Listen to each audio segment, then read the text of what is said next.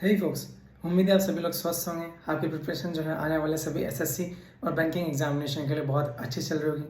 तो ये जो वीडियो रहने वाला है ये एसएससी और बैंकिंग एस्पायरेंट्स दोनों तरीके के एस्पायरेंट्स के लिए रहने वाला है, क्योंकि जिस एग्ज़ाम की स्टोरी की मैं यहाँ पे बात करने वाला हूँ उसमें जो सिलेबस आता है वो दोनों का मिक्सचर सिलेबस आता है। हाँ, एएसआईसी में जो सिलेबस आता है वो बैंकिंग और एसएससी दोनों का मिक्सचर सिलेबस आता है। तो आपने यूट्यूब के ऊपर सक्सेस स्टोरीज तो बहुत सुनी होगी कि किसने किस तरह से ये एग्ज़ाम क्लियर किया, ये एग्ज़ाम नहीं क्लियर किया। यहाँ पे एक डिफरेंट तरीके की मेरी फेलियर की स्टोरी मैं आपको बताने जाऊँगा, जिससे आपको एक बहुत अच्छी चीज़ समझने को मिलेगी कि पेशेंस कितना ज़्यादा ज़रूरी होता है। तो जैसे कि आपने थंबनेल में देखा कि सीट्स जो थी वो 12 थी मेरी कैटेगरी के अंदर। मेरी रैंक जो थी वो 11वीं थी, 11th रैंक थी, लेकिन फिर भी मेरा सिलेक्शन क्यों नहीं हो पाया। तो इसके बारे में डिटेल से मैं आपको एक्सप्लेन करूँगा, डिटेल से मैं पूरी स्टोरी बताऊँगा। वीडियो को पूरा ज़रूर सुनना। कोई चीज़ अच्छी लगे, वीडियो आपको पसंद आता है, कोई क्वेरी हो मुझे कमेंट में बताना। और अगर वीडियो आपको पूरा अच्छा लगता है, मेरी स्टोरी आपको किसी तरह से थोड़ा सा भी इंस्पायर करती है, तो वीडियो को ज़रूर लाइक करना ताकि और एस्पायरेंट्स तक ये स्टोरी पहुंच सकें, और चैनल को ज़रूर सब्सक्राइब करना। तो अपन वीडियो को शुरू करते हैं। देखिए, मैं आपको बताता हूँ कि मुझे एग्जैक्ट यहाँ जहाँ तक याद है तो पिछले साल के 2022 के इसी महीने के आसपास में, जून जुलाई के आसपास में एएसआईसी का एग्जामिनेशन कंडक्ट हुआ था, प्री का। देन उसके बाद में प्री का रिजल्ट आया, मेरे अच्छे खासे मार्क्स थे। आई गेस मुझे एग्जैक्ट तो नहीं याद, 162 के आसपास कुछ मेरे मार्क्स थे आउट ऑफ 200। तो उसके बाद में फिर मैंने मेरा प्री क्लियर हुआ, 162 आउट ऑफ 200 के अप्रोक्स थे, मुझे अच्छे से याद नहीं है। फिर प्री क्लियर हुआ, देन मेंस का एग्जामिनेशन आया। फिर मेंस में मेरे जो मार्क्स थे, मुझे जहाँ तक याद आ रहा है 145 142 ऐसे कुछ मार्क्स थे। और जो कट ऑफ गई थी, कट ऑफ का मुझे एग्जैक्टली याद नहीं है, मेरे 145 के आसपास मार्क्स रहे होंगे। और जो टोटल सीट्स थी उस टाइम पे मेरी कैटेगरी के अंदर वो थी 12 सीट्स। मेरी जो रैंक थी मार्क्स के बेसिस पे वो थी 11th रैंक। लेकिन फिर भी मेरा सिलेक्शन नहीं हो पाया। वो क्यों नहीं हो पाया मैं आपको बताता हूँ।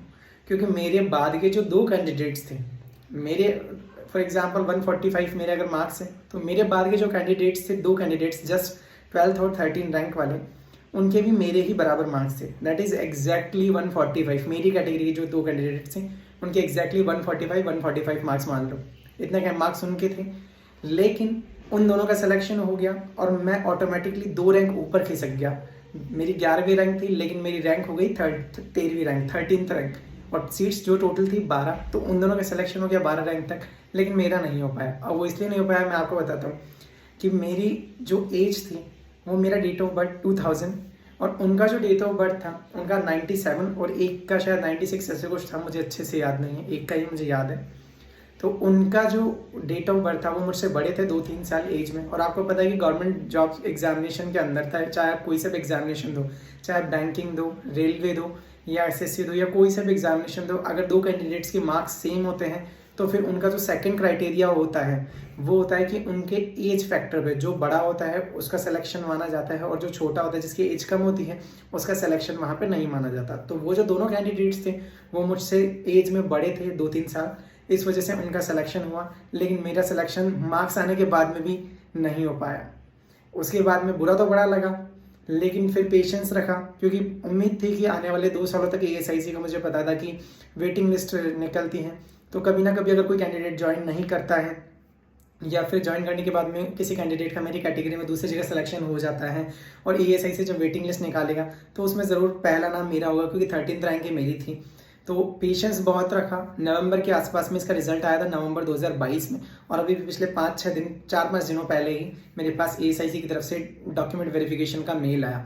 तो लगभग 8 से 9 महीने के बाद में मुझे डॉक्यूमेंट वेरिफिकेशन का मेल आया, जबकि सिलेक्शन उस टाइम पे मेरा हो जाना चाहिए था, लेकिन सिर्फ एज कम रहने की वजह से, मार्क्स पूरे होते हुए भी, उसके बाद में भी मैं कट ऑफ क्लियर होने के बाद में भी मेरा सिलेक्शन नहीं हो पाया।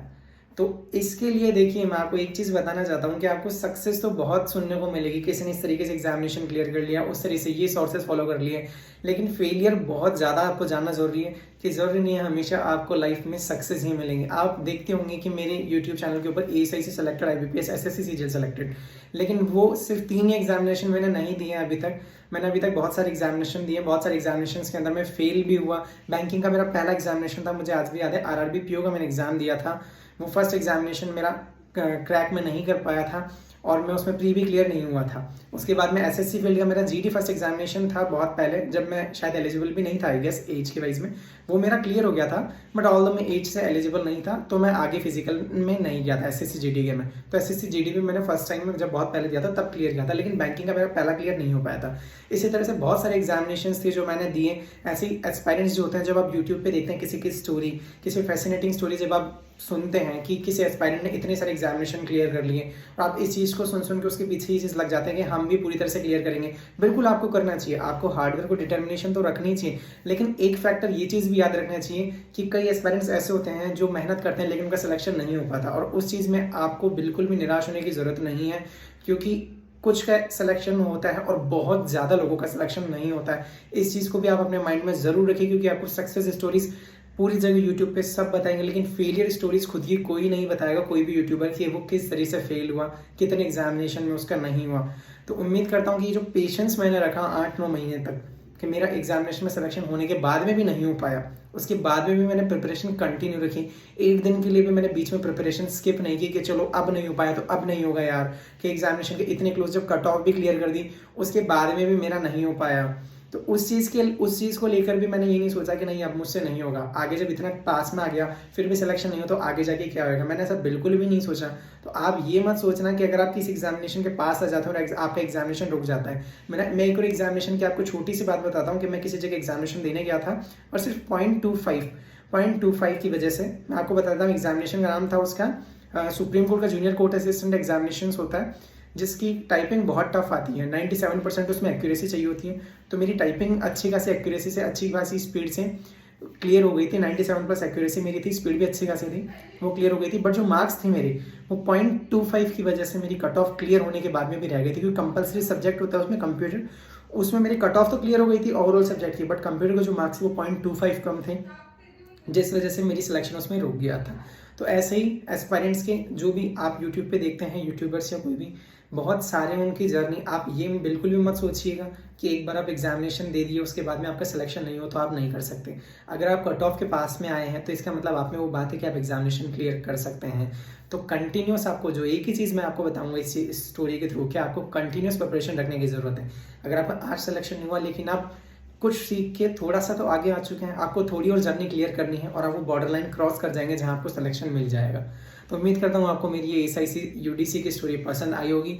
अगर आपको वीडियो अच्छा लगा है, कुछ सीखने को मिला हो वीडियो से, तो वीडियो को जरूर लाइक कीजिएगा, ताकि और एस्पायरेंट्स के पास जो अगर निराश हो जाते हैं कि उनका सिलेक्शन नहीं हुआ है, इतने पास में आने के बाद में भी, इतना करने के बाद में भी यार मेरा सिलेक्शन नहीं हुआ है, और वो प्रिपरेशन को छोड़ देते हैं, वहाँ से स्किप कर देते हैं अगले 1 महीने के लिए, 2 महीने के लिए, जिस वजह से उनका फाइनल सिलेक्शन आगे जाके पूरा सिलेक्शन लेने में उनको 3-4 साल लग जाते हैं।